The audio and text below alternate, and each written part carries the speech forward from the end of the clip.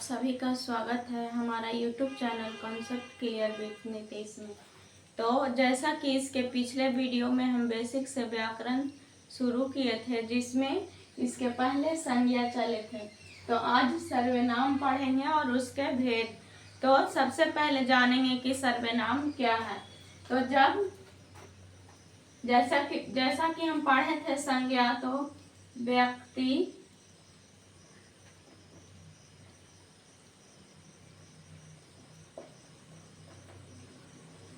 वस्तु, स्थान, भाव के नाम को संज्ञा कहते हैं। तो यहाँ पे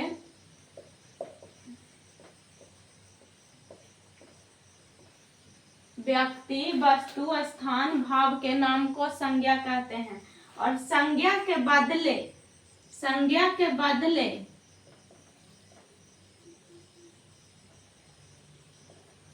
जिस शब्द का प्रयोग होता है वो सर्वनाम कहलाता है। व्यक्ति, वस्तु, स्थान, भाव के नाम को संज्ञा कहते हैं और संज्ञा के बदले जिस शब्द का प्रयोग होता है वो सर्वनाम कहलाता है। जैसे हम लिखते हैं मोहन आया है, मोहन आया है, कोई आया है।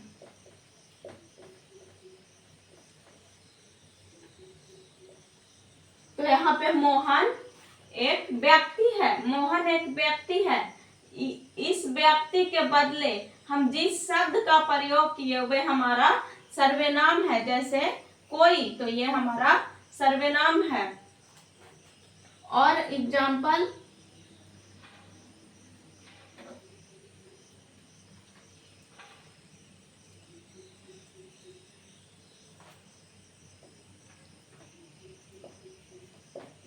सोहन खा रहा है,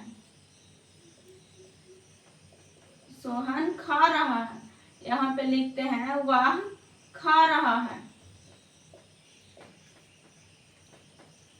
तो सोहन एक व्यक्ति है, सोहन एक व्यक्ति है, लेकिन व्यक्ति के बदले, सोहन के बदले जिस शब्द का प्रयोग किए हुए हमारा सर्वनाम है। जैसे हम सोहन के जगह पे वह लिखे, तो सोहन एक व्यक्ति है, लेकिन इस व्यक्ति के बदले जिस शब्द का प्रयोग किए हुए हमारा सर्वनाम है वह हमारा सर्वनाम है।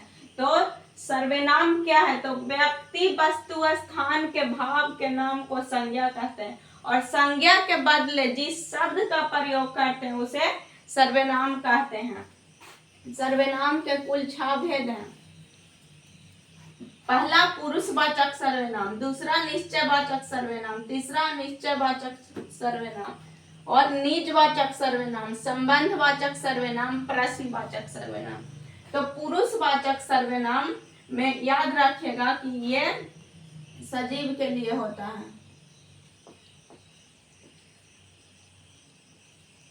पुरुषवाचक सर्वनाम सजीव के लिए होता है। पुरुषवाचक सर्वनाम का उल्टा महिलावाचक सर्वनाम सोचिएगा। जैसे महिलाएं लोग में एक कहने वाली होती है, एक सुनने वाली होती है और किसी के बारे में कहती है। तो ये पुरुषवाचक सर्वनाम में उत्तम पुरुष हो गया, मध्यम पुरुष हो गया और अन्य पुरुष हो गया। उत्तम पुरुष में कहने वाला, मध्यम पुरुष में सुनने वाला, अन्य पुरुष में जिसके बारे में कहा जाता है। जैसे मैं, हम, तो कहने वाला। जैसे हम आपको कह रहे हैं, तो मैं या हम तो आपको कह रहे हैं, तो यानी हम उत्तम पुरुष हो गए, खुद हम उत्तम पुरुष हो गए। आप सुन रहे हैं तो आप मध्यम पुरुष हैं और जिसके बारे में कह रहे हैं वो, जैसे हम कह रहे हैं कि कल सोहन आया था, मेरा घर आया था, ठीक है। तो जिसके बारे में कह रहे हैं तो वो अन्य पुरुष हो गया। जैसे यह, वह, ये सब, वे सब, ये अन्य पुरुष है। तुम, आप, मध्यम पुरुष। मैं, हम स्वयं के लिए जब प्रयोग करते हैं तो वो उत्तम पुरुष। जो कहता है उत्तम पुरुष, जो सुनता है वो मध्यम पुरुष, जिसके बारे में कहा जाता है तो वो अन्य पुरुष। उसके बाद है निश्चयवाचक सर्वनाम।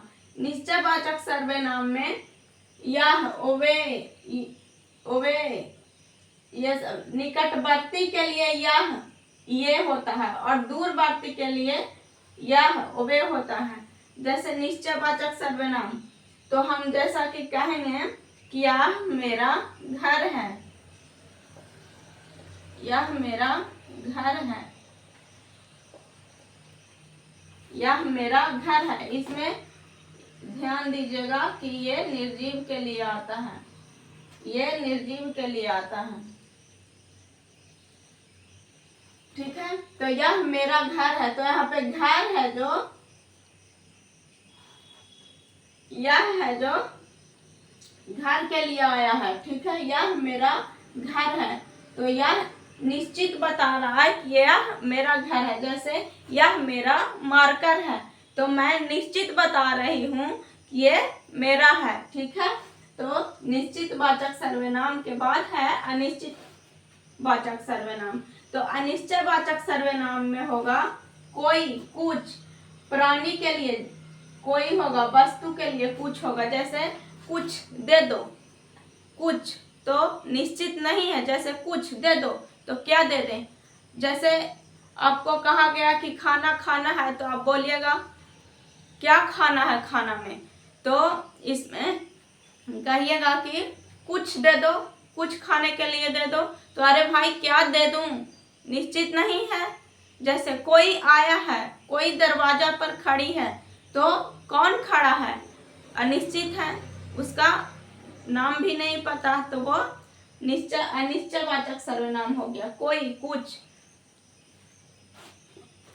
उसके बाद है निजवाचक सर्वनाम।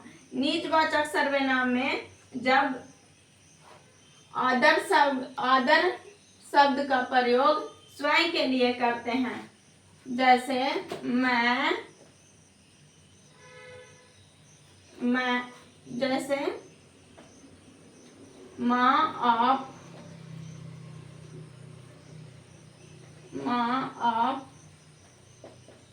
सो जाओ, माँ आप सो जाओ, मैं अपने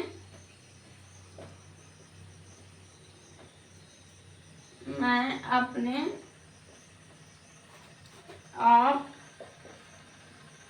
खाना खा लूंगा।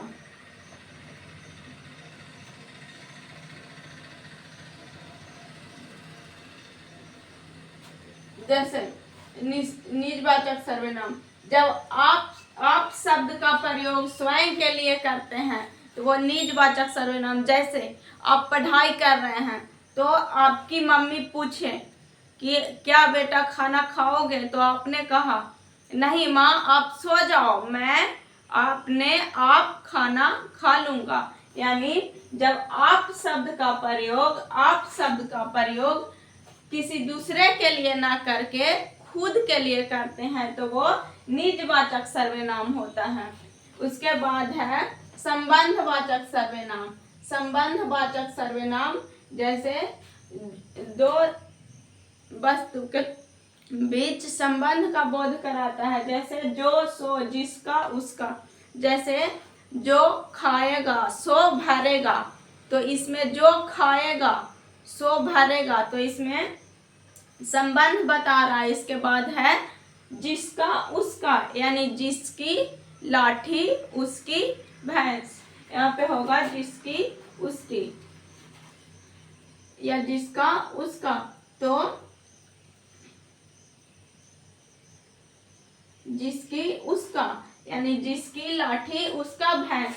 तो जिसकी लाठी है उसी का भैंस है, तो यहाँ पे संबंध बताया जा रहा है। इसके बाद है प्रश्नवाचक सर्वनाम। प्रश्नवाचक सर्वनाम में होगा कौन, क्या, यानी कौन, क्या। तो प्रश्नवाचक सर्वनाम में क्या कौन, ये प्रश्नवाचक सर्वनाम हो गया। तो सर्वनाम हम सीखे इस क्लास में कि किसी भी व्यक्ति, वस्तु, स्थान, भाव के नाम को संज्ञा कहते हैं और संज्ञा के बदले जिस शब्द का प्रयोग किया जाता है वो सर्वनाम कहलाता है। सर्वनाम के 6 भेद होते हैं: पुरुषवाचक सर्वनाम, निश्चयवाचक सर्वनाम, अनिश्चयवाचक सर्वनाम, निजवाचक सर्वनाम, संबंधवाचक सर्वनाम और प्रश्नवाचक सर्वनाम। जैसे प्रश्नवाचक सर्वनाम में तुम्हारे पास क्या है। दूसरा उदाहरण, दूध से क्या गिर पड़ा।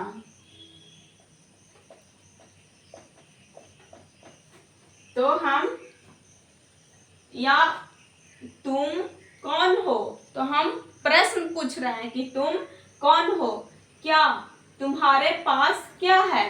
तो मैं प्रश्न पूछ रही हूँ कि तुम्हारे पास क्या है, तो ये हमारा प्रश्नवाचक सर्वनाम हो गया। तो पुरुषवाचक सर्वनाम उत्तम पुरुष, मध्यम पुरुष, अन्य पुरुष।